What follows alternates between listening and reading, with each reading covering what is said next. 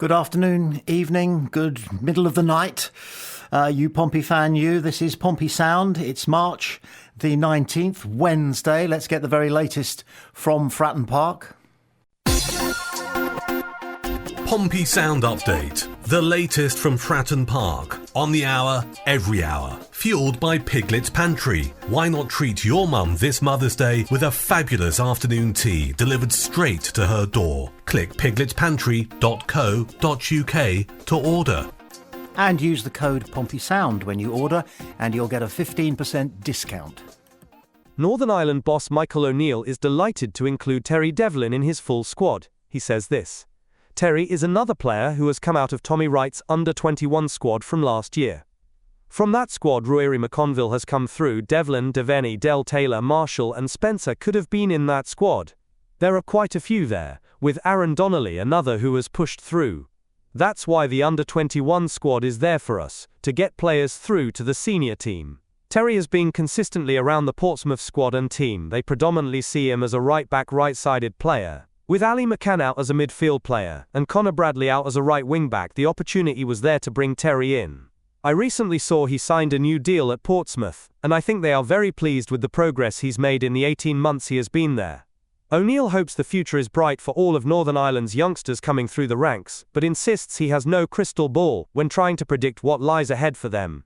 I can't tell you that in 3 years' time Terry Devlin will be playing in the Premier League, or in League One. That's the nature of football, O'Neill said.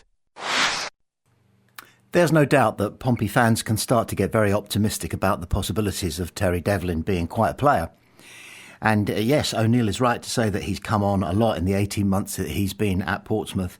But it was interesting, albeit understandable from a diplomatic point of view, that he should try and make sure that Northern Ireland's under-21s system set up gets the credit for that, or part of the credit for that. But of course, it's the day-to-day work that is done on the training ground here in Portsmouth that has turned Terry Devlin from being somebody who obviously was showing potential into somebody who is now an accomplished and easily championship footballer, possibly even a Premier League player.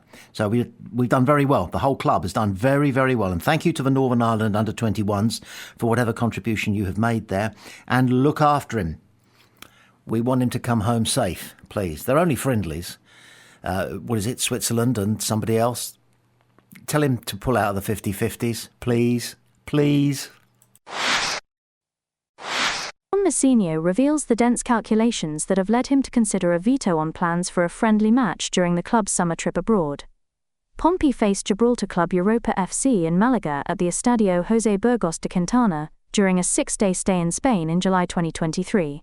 However, last summer's trip to Croatia didn't involve a match, with an open training session instead arranged for supporters. Mourinho says this: "We have some loose plans in place, but nothing concrete yet. We just want a good training block. There are plenty of games we're going to play when we're back in England. As long as we go somewhere that has good facilities, a good hotel, some good pitches, it doesn't really matter. It's just good to get everyone out of the building because it's such a long pre-season. My preference is not to have a game abroad, and I know it is a really popular one for the fans. We did it in Spain a couple of years ago. Back then, we took the lads away for the pre-season tour for 5 days. You get to day 3 and have to be very, very wary about how much training we're doing. The whole point of the pre-season camp is to overload the boys and put a huge amount into them physically. But if you have a game at the back end of it, you need to do game prep, so lose 2 to 3 days of that camp." So John Mourinho has shrewdly laid out some of the complexities when it comes to deciding whether or not to have a friendly game when you are abroad on a summer break that lasts 5, 6, 7 days. And it's very compelling. But we all know that the main reason that he doesn't want to have another friendly playing some team from abroad, Gibraltar, wasn't it, those 2 or 3 years ago, because those guys have got something to prove. They want to prove that they are as good as the professionals, the overpaid, overrated professionals. So they go at it.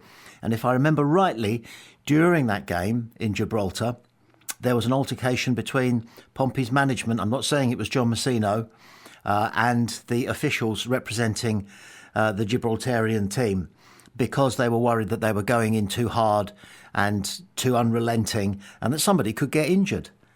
And you do not want to go on a summer training trip and come back with walking wounded. So although it puts the noses out of joint of the travelling fans who expect that game or hope for that game or would like that game anyway, it's going to be nice for them to go and get some sunshine wherever the summer trip is taking place. Maybe watch a bit of football on the box and get admitted to one of those training sessions which Pompey will probably carefully stage so that the fans feel as though they're watching something genuine, which they may well be. But we're better off out of those friendlies. We do not want anybody to come back with an ACL or a hammy or a metatarsal or whatever new set of injuries they're about to discover footballers get beset with. Good decision, John Messino. At Pompey Sound, we're not scared of innovation. We believe that innovation should be scared of us. So, for example, we asked the AI software Grok to design a new kit for Portsmouth next season. See if you can spot the most basic schoolboy error. The new kit collection for Portsmouth FC is inspired by the club's rich history and its traditional colours of blue and white. Drawing from iconic retro kits, such as those from 1987-88 and 1978-80, the design blends classic features like pinstripes with contemporary aesthetics. Additionally, the club's crest, featuring a crescent moon and star derived from the city's coat of arms, influences subtle detailing. The goal is to create kits that honour Portsmouth's heritage, while appealing to modern fans and players with stylish, functional designs. Home kit. Shirt. The home shirt features a rich blue base with thin vertical white pinstripes, a nod to the popular 1987-88 retro kit.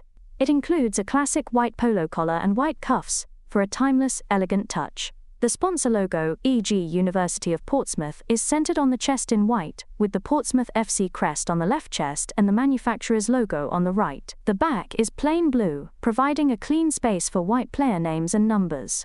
Shorts. White with blue trim along the sides. Socks, blue with white tops.